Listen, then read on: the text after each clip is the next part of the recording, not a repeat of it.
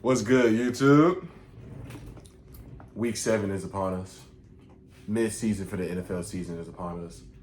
Basketball is about to start. So what time is better for us to start the first episode of Mel and Mike? I'm be honest, I have no script. I made notes, but I'm just talking about this upcoming weekend for football. And I'm gonna just get the college games I'm interested out the way first. Tonight, Oregon will go to Purdue, which has apparently been a graveyard for top 5 teams over the past couple years. Most iconically, they beat Ohio State in like 2021, 2022, one of them seasons.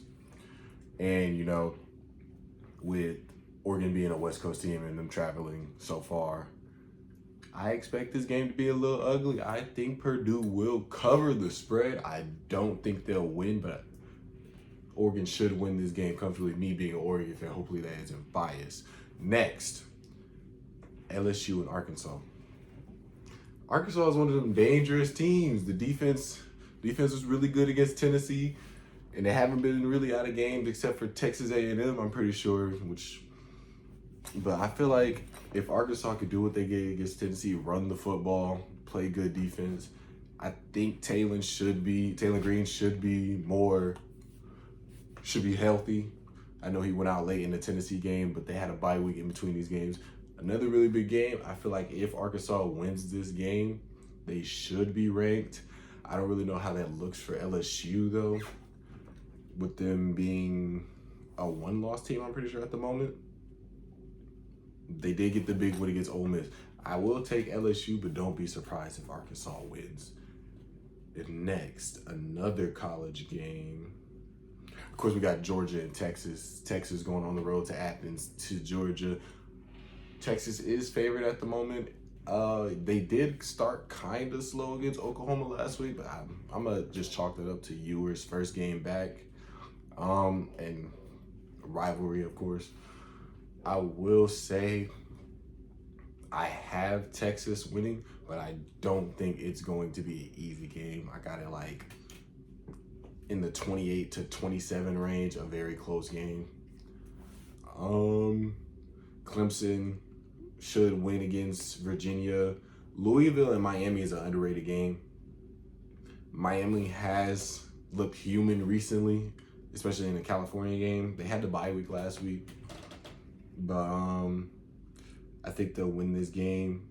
Louisville is a good team in the ACC, but they did just drop back-to-back to Notre Dame and SMU. No more than 2 weeks ago. They did just get a big win against Virginia, though. But give me Miami. Indiana host Nebraska. I am from Omaha. I got a big friend that is a fan of Nebraska. I know he'll be paying attention to this game. It's an early game, too. Give me Nebraska to win that. Any other games? Mizzou should handle Auburn. They're not good. I've been buying really high into South Carolina stock, and they play Oklahoma. I don't know what to expect out of that game. I'm still trying to recover from them blowing the game against Bama last week. That shit was crazy.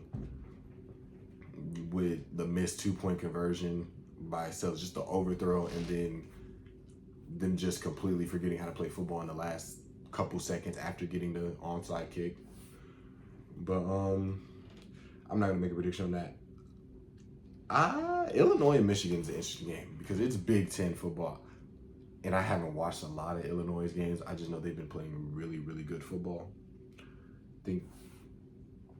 So I know they lost to Penn State, and it looks like Penn State was able to run the ball, and that's exactly what Michigan wants to do. So I'll take Michigan, but I really don't have a side in that race. And Michigan's quarterback play is really bad as well. Tennessee, Bama. Both of these teams look like they don't want to be ranked in the top 10. Tennessee almost losing to Florida and then losing to Arkansas the week before. They haven't looked good. Bama dropping one to Vandy and then should have lost to South Carolina last week. They really haven't looked good. And I really don't know what the game plans are going to be going into this game because both defenses have been somewhat good. Well, Alabama not really. Alabama had, I think they said they had like allowed scores on 9 of the last 14 possessions, which is bad, especially since they played Vanderbilt. Let me not disrespect Vanderbilt like that, but we'll see. Give me Tennessee. Night game. Well, it's not even a night game. It's at 2:30. But Neyland Stadium is going to be loud. It's going to be packed. Rivalry game. Give me Tennessee. Colorado, Arizona. Colorado should win that. Arizona hasn't looked good. Iowa State should beat UCF. And Kentucky, Florida is going to be a game. Definitely one of the games of the weekend. This is DJ Lagway's first like full game, I'm pretty sure, if I'm not mistaken, or one of them, because the other quarterback just got injured for the season. So but Kentucky's defense was really, really good. Like, I will go as far as say they're one of the best in the country. So give me Florida, but it's going to be an ugly game. And as far as everything else, that's about it. Now on to week 7. Last night I watched the entirety of the Broncos Saints game. We need to really stop scheduling these games these trash games for Thursday night. I feel like there's always that diamond in the rough every couple weeks, but they've been bad. Now to the Saints, credit, I guess, they were really injured, so I didn't really know what to expect. But in that pocket, Spencer looked rattled. The defense couldn't tackle. Like, the defense looked very unmotivated. And Richard Sherman said it in the broadcast that it looks like Dennis Allen. They just want Dennis Allen gone. I don't know what it is. And honestly, Dennis Allen should have been gone this off season, but that's a story for another day. In that game as well, Paulson Adebo looks like he's going to be out for the season. Marshawn Lattimore went down with an injury. It's going all bad for the Saints at the moment. But Broncos get the win 33-10, I'm pretty sure it was. Bo Nix looked better, so I guess that's all you can take from it. Sunday's games. I'm not going to go too in-depth because I'm going to save that for after week 8 for my mid-season breakdown of how I think all the teams and how their seasons are going and what they should move forward. But I'm going to just go through quickly of all the games I have right here. Buffalo handles Tennessee. Falcons beat the Seahawks. Seahawks are a weird team to me because they started undefeated and they just dropped their last 3. One of them to the Giants, where the Giants had control of it throughout the entire game. So, best game of the day for me, and for some reason it's at 12. Lions and Vikings. Give me the Lions on the road. Lions got that one. That offense was humming against the Cowboys, which is not really saying much because the Cowboys have been bad. But I'm really confident in them. I know they lost that game to Tampa Bay, if I'm not mistaken. But I'm confident in them. They should be able to run the ball. I know Brian Flores is going to throw a lot of things at Goff, but Ben Johnson's also a really good play caller. And then one of the best nicknames for a running back duo, Sonic and Knuckles, they're going to be good. Amon-Ra is going to be good. I'm really surprised. I'm not going to say I don't trust it, but the Vikings secondary I could see as a weak spot. And Jameson Williams and Amon-Ra have been on fire the entire season, especially Jameson Williams had his breakout year. Next, I don't really want to talk about the Raiders-Rams game, so I'm going to just skip it. Bengals, Browns. As long as Kevin Stefanski is starting Deshaun Watson, then I don't really see the Browns having a chance to win any game. So this could be another game just to get the Bengals back in rhythm. Eagles over the Giants in another ugly game. I can talk more about them in my Week 8 breakdown. Commanders should 40 ball the Panthers.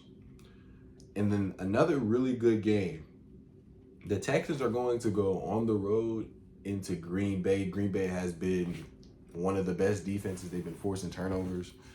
And Stroud has looked really good this season, so I'm really interested. Texans also have a really good defense, so I'm really interested to see how this game's going to go. I'm I'm going to take the Texans. But if the Packers start fast, they can win this game pretty easily. Chiefs, Niners. I'm going to take the Niners.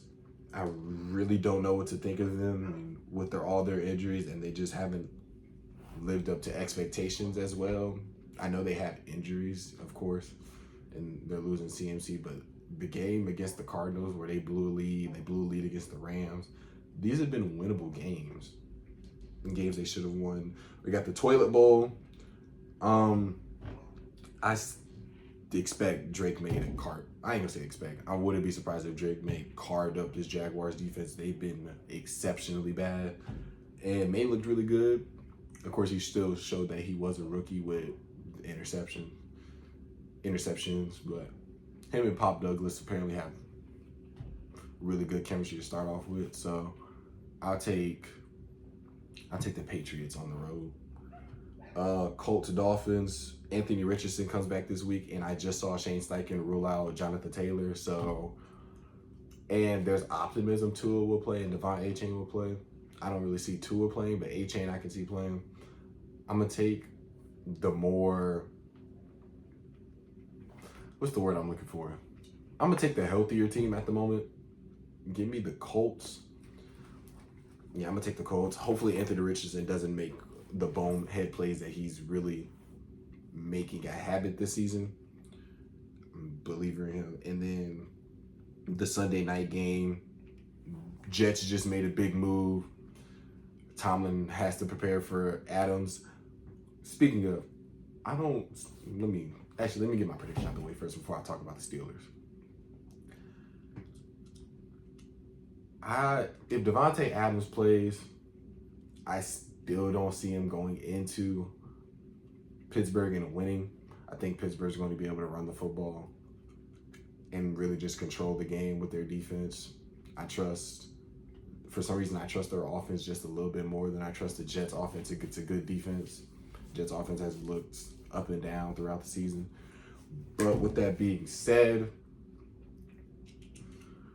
both teams have made interesting moves. Let's start with the Jets. Jets just traded for Devontae Adams, of course, from my Raiders. I don't really know how to feel about that trade just yet. It was a conditional third-round pick where if Devontae makes an all-pro team or they make the Super Bowl or the conference championship, I think it is, then it turns into a second. But they took on all of Devontae Adams' salary. So with that being said, I guess for what other offers were on the table, I've heard we weren't getting more than a fourth. So I guess when you put it into that context, we'll take it. I really expected a player and like a pick for Devontae, but I was really surprised that no team was willing to give up more than a fourth, and not only that, only take on half his salary. But I guess we'll have to live with it. I'll go more in depth on them probably next week because I got a lot to say. And then for the Steelers side, it's rumored they're going to make a quarterback change. I'm really not with it. I'd rather see, because Justin has played pretty good through the first 6 games of their season, and he's 4-2. Yeah, he's made some overthrows and maybe held on to the ball a little bit longer. He's made some mistakes, but I don't think that's enough for him to get benched for Russell Wilson in his first game back, especially behind this O-line. And then he has to build chemistry with all the receivers, and because it's his first season there too. I'd rather roll with Justin and just see how the season goes, because he hasn't made crucial mistakes. In fact, he had his best game just 2-3 weeks ago against the Colts, where that was a loss, but that loss I wouldn't say was on him. He did have a tipped interception, and he did have that fumble, which happened off a bad snap. But other than that, the O-line, the right side of the O-line hasn't been exceptionally good, so he's scrambling a lot. Last game they did just rout us, but Broderick Jones, he's really good in the run game, but like I said, I'll go more in depth on every single team in 2 weeks. And then the Monday night games, I've bought a lot of stock in the Cardinals, and they go against the Chargers at home. They've been up and down this season. The offense hasn't looked as good as I expected. And against this Chargers defense, I don't know how good it's gonna look. Chargers have played really good defense throughout the first couple games of the season. They held Kansas City to 17. The Steelers did give them 20. But other than that, that's the only 20-point game they'd allowed. Now, you can say they haven't played exceptional offenses just yet, but you can't really say the Cardinals are exceptional. Now, Cardinals defense isn't very good either. I definitely expect a lot of carries for Dobbins and Kamani Vidal. He looked really good, and I expected him to be pretty good coming out of college. He was second in the nation at Troy, I'm pretty sure. But I definitely expect them to pound the rock in this game. I really want to take the Cardinals in this game purely because they're at home. But give me the Chargers. I think they'll be able to control the time possession pretty easily. And then the other Monday night game is the Buccaneers and the Ravens. The Buccaneers are at home. I'm going to take the Ravens, but I think the Buccaneers can make it competitive. I just really need Baker to limit the turnovers in this game, and they have a really good shot. And then in basketball starts in a week. I can't wait. Yesterday, I missed the Dalton Connect damn near 40 ball where he dropped the last 20 points of the game or scored 20 straight for the Lakers. Mind you, it's preseason, but if that boy hooping like that, he should be in the starting lineup in no time. Probably bump D'Lo down. I hope they don't bump Austin Reeves down because it sounds like JJ's going to empower him. But other than that, I think that's all. I yapped for about 15, 17 minutes. I don't got really nothing else to say. I'll probably have my standings predictions for the NBA out in a couple days. I'm going to record all the videos right now, because I got nothing but time. But that's all the NFL games I really care about. Yeah. Thank you for watching. I'm trying something new, just throwing stuff at the wall and seeing what sticks. Thank you. If you like what you see, let me know. Comment, subscribe, and more. I'm out.